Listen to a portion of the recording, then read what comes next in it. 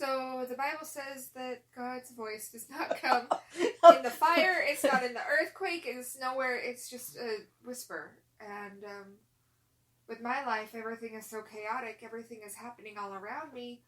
And my heart is so loud and my mind is so loud that I don't take the time that I need to be able to hear that small whisper that's inside me and telling me what to do. And I haven't done that. So now I'm feeling lost because I don't have that touchstone. And so now I need to find the time to just listen and pay attention. And I'm having a hard time doing that. So that's my problem. And at least I know what my problem is. Yeah. And at least I know how to fix it. Yes. But I do think the Enneagrams are pretty accurate.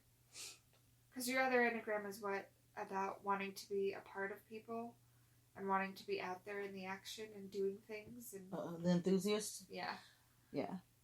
And my other one is really cerebral and wanting to investigate everything and know... The investigator? Yeah, and know... What was your... all the sides of all the issues. Oh, what were we... We both had the peacemaker. Right. Okay. So wasn't your helper, 0 points? No,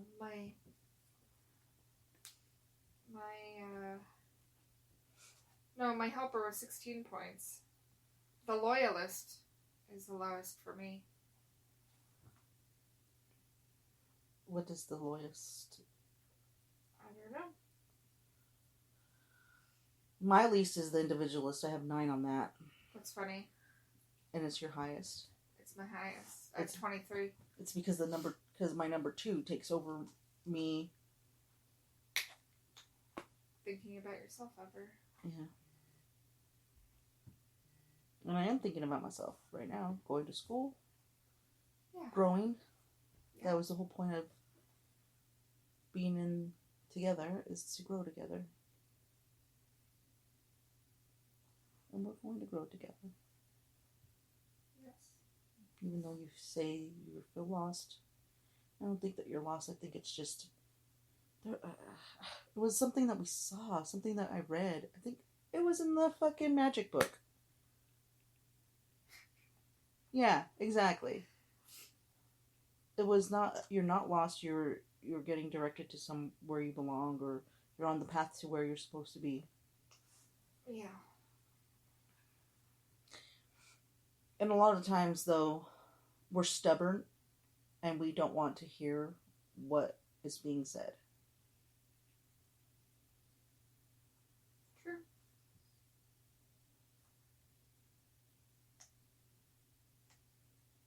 But we also have a bunch of other things planned. We're doing a lot of projects, and that's really exciting. There's some stuff that you should be excited about. You were just a couple days ago. Today, she just feels very heavy. I am mentally congested. Or, mentally... What did I say? I wrote it down. Mentally congested. So I have too much going on in my head and I can't sort through and figure out anything. I don't have direction because everything is happening. And some days are like that. I've been like that all weekend, though. I've just felt heavy for 4 or 5 days now.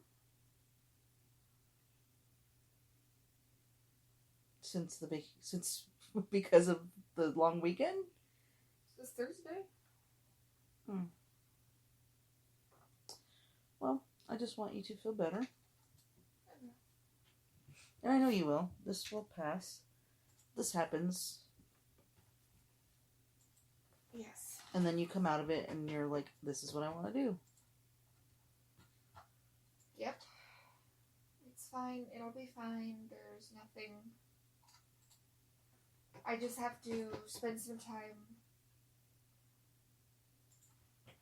by myself, in a quiet room where there's going to be no distractions and nobody to listen to me, and I need to spend some time in meditation. And didn't you used to meditate in the mornings? Yeah, and I don't do it as much because I journal, and then I want to get outside and walk before I have to go to work. And you were meditating in the afternoons as well. I remember you would... Yeah, but you guys are just... I need to get out of my office as soon as I'm done because there's things that people need attention for, and... You know you can tell everybody to stay away. Yeah, but they won't. Have you met my kids? They like to be near me all the time. Oh, I know. I get dirty looks from Sindel when you try to kiss me. I told her yesterday she's cock-blocking me. Yeah, so... Anyway. So today, go upstairs and meditate. That's my plan. Oh. As long as I can get up there before Sindel's like, let's go swimming.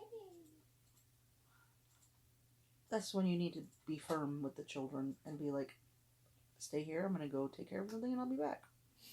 Yeah.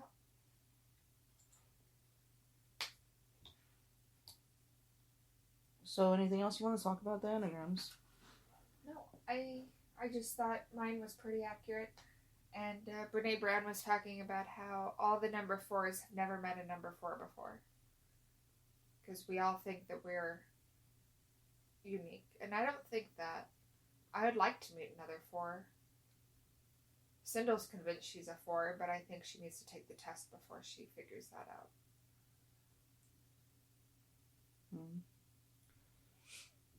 At my best, I am encouraging, loving, self-nurturing, constant, joyous, humble, forgiving, gracious, and compassionate.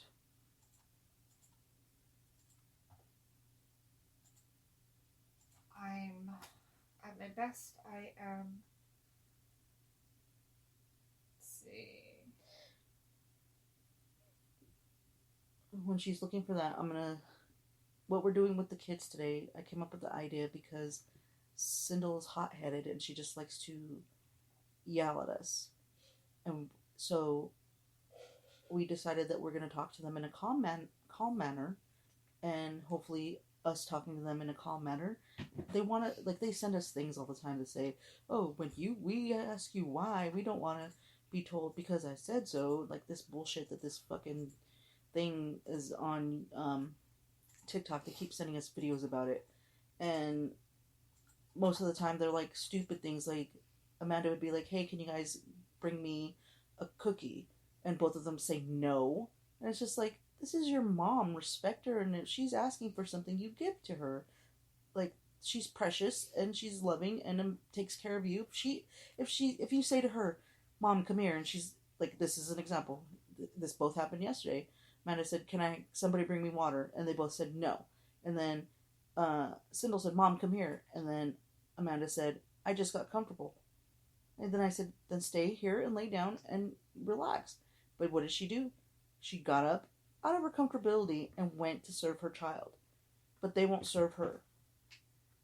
So it frustrates me because I was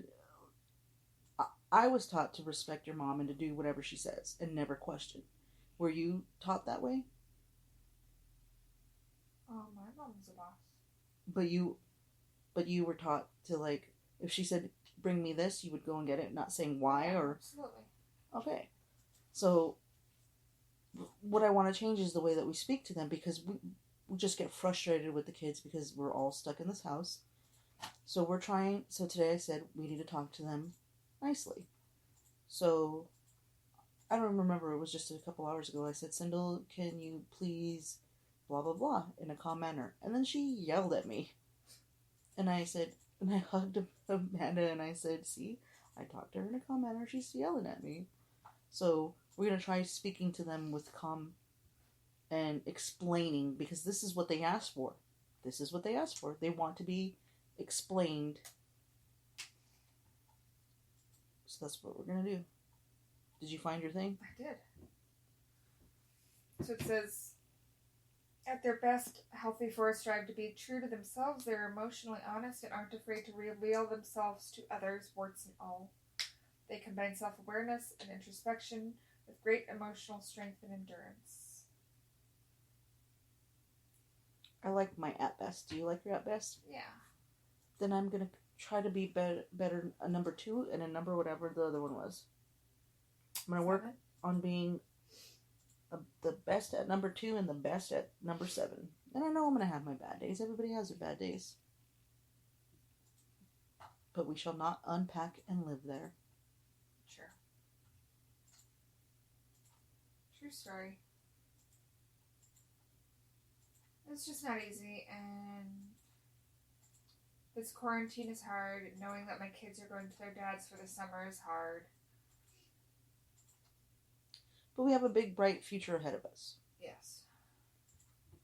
And we're working on things. We have projects that are very amazing. Like, I'm really excited about the projects. And if you're interested in them, please go to Rebel Mayhem LLC on Facebook and check them out. We're going to be having a Dear May May segment on... We haven't really followed through with, like, talked about if we're going to just do it on the podcast, like have our online content on our podcast or what have you. I'm not going to do it or saying it. Okay, so she wants to do it in writing. I'm going to write it. Okay. So I told you that yesterday.